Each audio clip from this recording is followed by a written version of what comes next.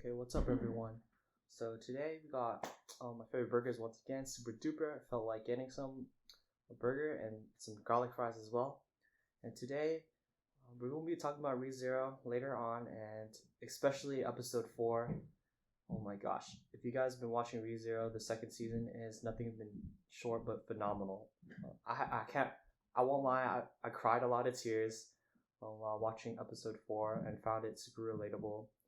As many of you, if you have been watching ReZero, I'm sure you guys out there find it relatable too as well. But before we get into sentimental feelings and stuff like that, let's get a bite to eat first.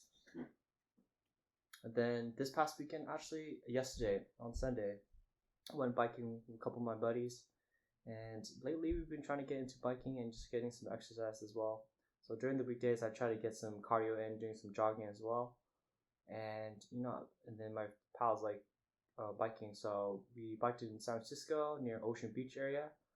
And then one of my friends, my two other friends have nicer bikes compared to me, and are probably more into biking than I am for sure.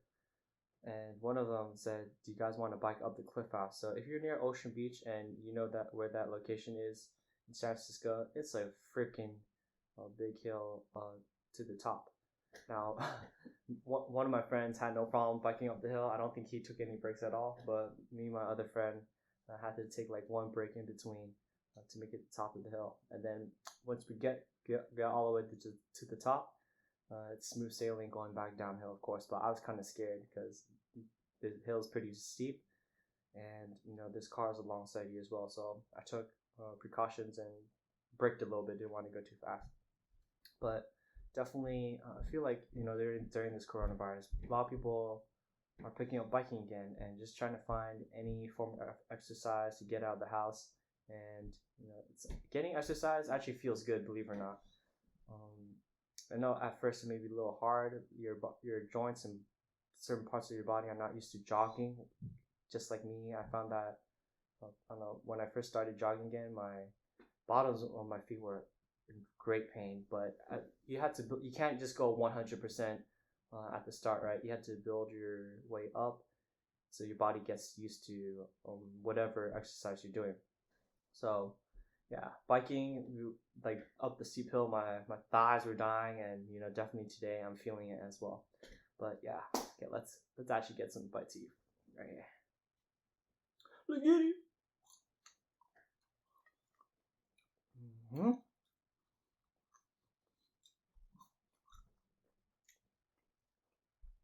And definitely with all the unhealthy food I'm eating, definitely need to get some exercise in as well.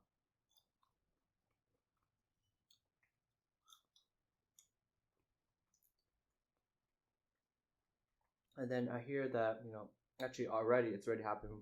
I usually get my haircuts a little outside of San Francisco, but due to the recent spike in coronavirus outbreaks, it's closed once again. So I've been trying. My dad actually shaved my sides of my hair just to keep it clean. So that's how I'm gonna do it these days. I'm gonna just ask my pops to just maintain that sides, which isn't too hard.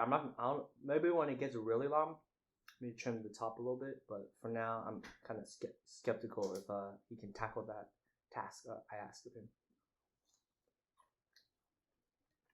Let's get this burger right here, baby.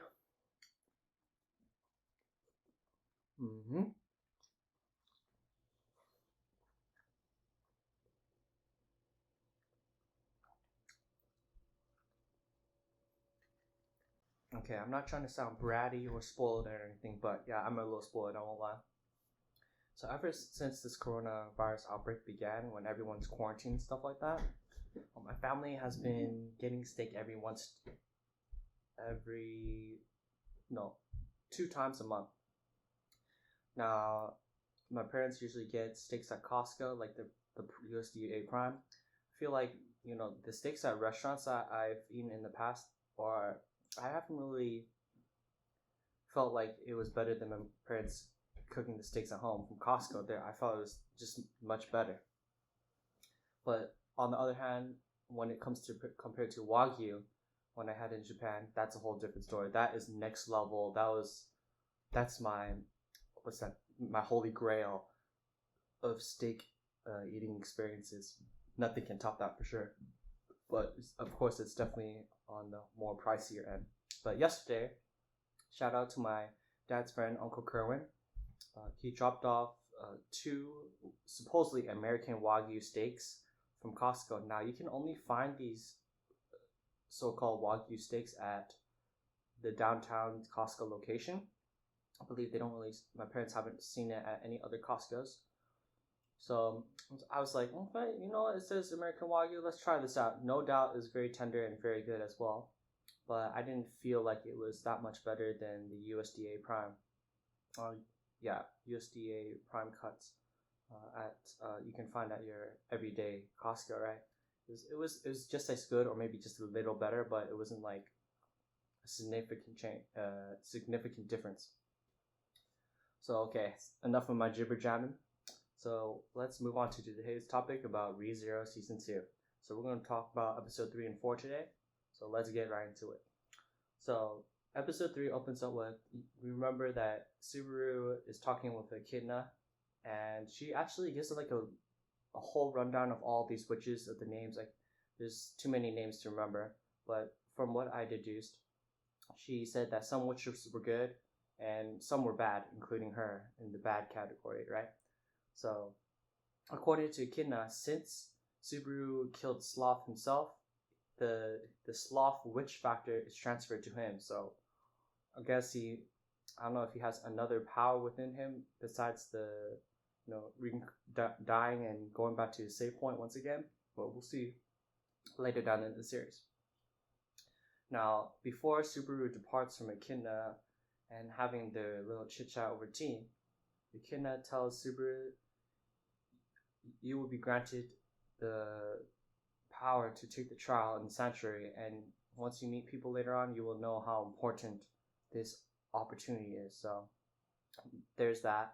And upon waking up, Subaru is walking out of the temple that he once went into, and he meets an individual who fairly resembles Frederica, but he's a male of some sort.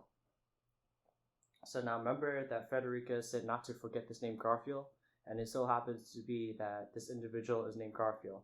So they're either, maybe siblings or of the same species, right, of beastmen. Let me get a quick sip right here. Now, as Subaru says that, do you know Federica? And I know that your name is Garfield.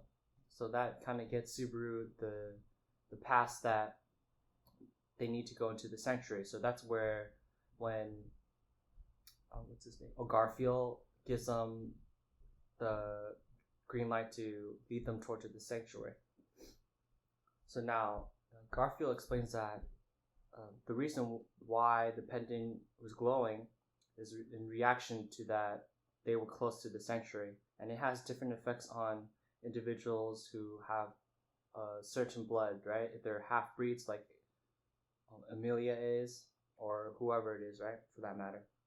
So now they re-meet familiar faces, Ram and Rosewall, who is badly injured, and pretty much Rosewall says that this land has been under the care of the Mathers family for generations. God knows how long they've been there, but they've been trapped in there against the will. They cannot leave the sanctuary.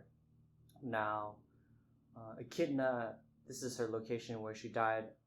I'm not sure how long ago exactly, but this is her, sanctuary of some sort, right? Okay, so now, while Subaru, Amelia, Rosewald, and Ram are having their little nice rendezvous, re-meeting each other once again, Garfield he doesn't really interrupt them, but he interrupts them, saying that Ram, people of Aram, and all who entered aren't allowed to leave unless Amelia takes the trial. Now, the only way to break through the barrier is to pass Echidna's trial, right? Otherwise, no one has no chance. So Garfield fills them in, saying those of mixed blood are the only ones qualified to take this trial.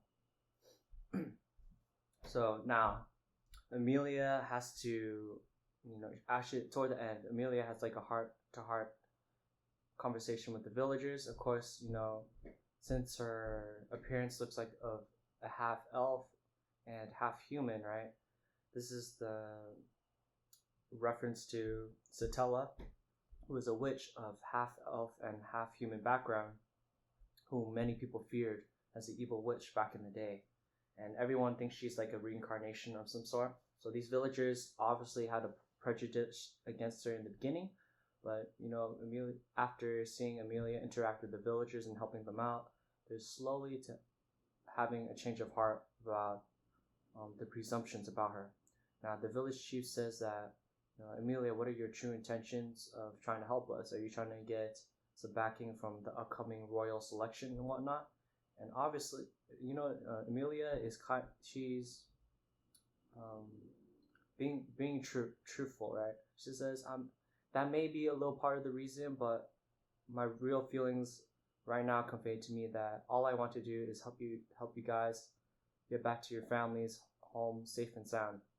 So, and then she also says, all I want to do is be friends with you guys. And then the village chief and among other villagers say, I hope you take care of us and we can be friends with you too. So that was kind of nice to see as well. Now, getting to the end of the episode, this is where Amelia starts to enter the sanctuary where Subaru was at. So the sanctuary glows in response to an individual is qualified to take this trial. So Amelia walks in, but after she walks in, the sanctuary is not glowing anymore. So if you remember that Echidna said that Subaru is allowed to take the trial as well, and Subaru immediately follows Amelia, and as soon as he gets into the sanctuary, gets closer, it glows once again. So now, once upon arriving inside the sanctuary, Subaru finds Amelia knocked out unconscious on the floor. And then, now, Subaru follows suit, being knocked out. And once he wakes up, he finds himself waking up in his whole own old household in Japan, where his dad wakes him up. And his dad definitely reminds me of like Ichigo Kurisaki's dad. He's super, energetic, and he really loves his son, right? You can see that as well. And then his dad's super swole too, so which just makes it more funny. And then he just jumps on Subaru as he's waking him up in the morning. So, okay, but episode 4, oh my gosh, I can't remember like the time I cried that much.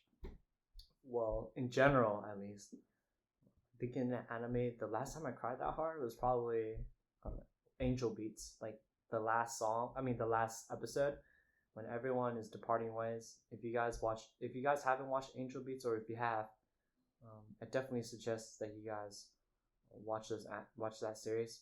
There's certain series out there that are really heart wrenching, but sometimes you kind of need to let out a little tear here and there. But yeah, okay. So let's get some more tea right here before we get into episode 4, where you can also see my episode 4 reaction on Patreon. I actually was kind of hesitant on releasing it because I was, I don't know what else to say. I was crying like a little bitch. All right, I'm gonna put it out there. But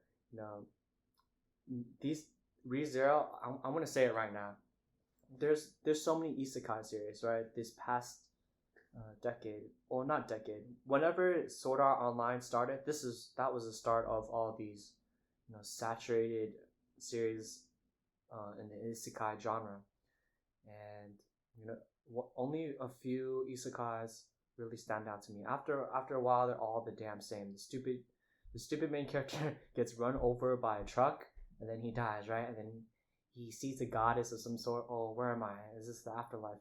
And then you'll be granted these powers, blah blah blah, to save the world or whatever, right?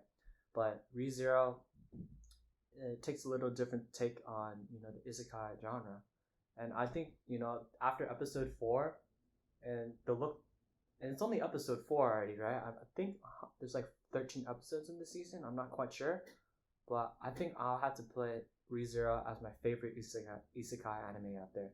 So if you guys are trying to get to like anime in general, I would definitely suggest this anime to start off with. Of course, you have to watch season 1. You can't just skip to season 2. You gotta know what's going on. But season 2, episode 4, it was just like, oh my gosh, it just like it never spoke to me on such a deeper level. But okay, let's get some more tea before I talk.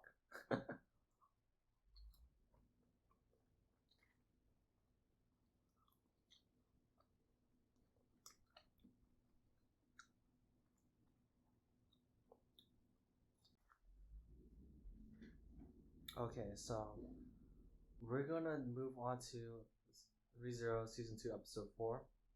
Now, okay, the first time I was watching this, I was crying buckets of tears. And then even I didn't know it would hit me the second time, but of course I had to edit my reaction to this video, and if not, I think I even cried harder watching it the second time, which is ridiculous to me. But okay, so let's get into it. So pretty much Subaru is back with his parents. It gives a little backstory of his relationship with his parents, as well as Subaru in Japan before he was transferred into this world, right? So his dad keeps on asking Subaru, do you have a girl yet? So this is alluding to his dad's trying to strike up a conversation about the elephant in the room, about some problems that you've been going through. So his dad and him, go take a little walk and enjoy the nice scenery. They sit on a bench, and there's beautiful sakura trees blossoming. Now, hopefully one day I want to visit Japan and experience the beautiful blossom trees, right? But so pretty much, Subaru's dad gets to the elephant in the room, and Subaru finally has the courage to open up. Now, when Subaru was a young child, he found himself excelling at certain things. He was the fastest kid in school. He was doing well in school as well.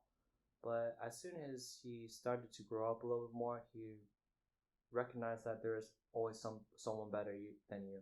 There's a kid that was faster than me. There's a kid that gets the best grades in the class, and he felt kind of lost and depressed, if you will, saying that, why am I trying so hard? And he eventually found himself thinking that, what really brings joy into my life is bringing happiness to others by making them laugh. And eventually, Subaru actually goes into high school, and he's pretty awkward in socializing, and he found himself distanced from the rest of his classmates. Now, keep in mind, you would never know that when Subaru came into this new world, right? He was super loud, he spoke his mind, maybe a little too much at times.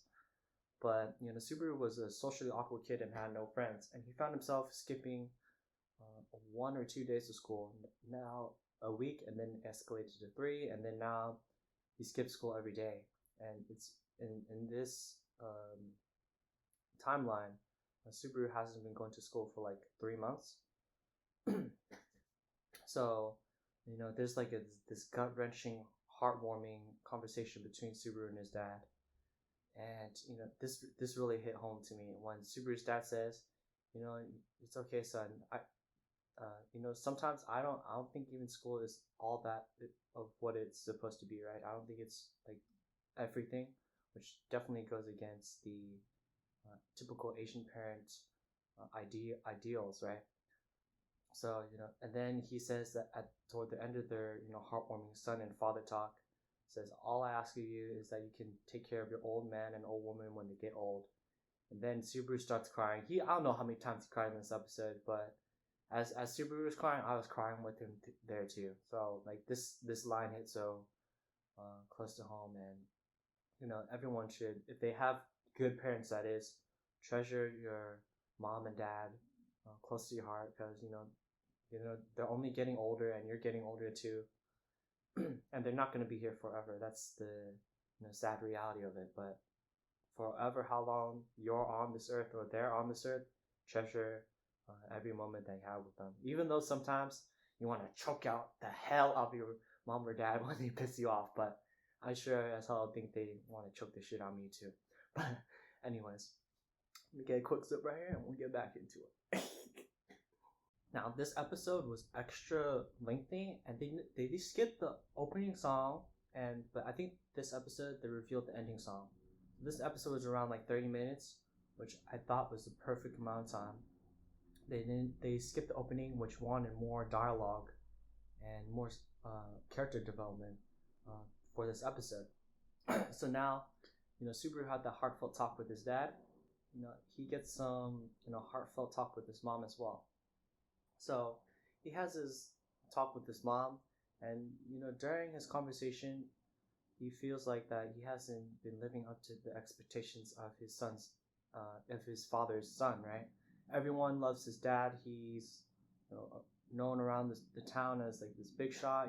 Everyone loves him. He's a nice guy, and I can tell that he's just generally a down to earth dude and a father that anyone would love to have. And he felt like toward his mom saying that, I feel indebted to you guys, and now he knows that he's transported into this other world, and he feels bad that he won't be able to see them possibly ever again. And during his, I don't know, I think he's 15 or 16, but how many years of his life he hasn't done anything for his parents.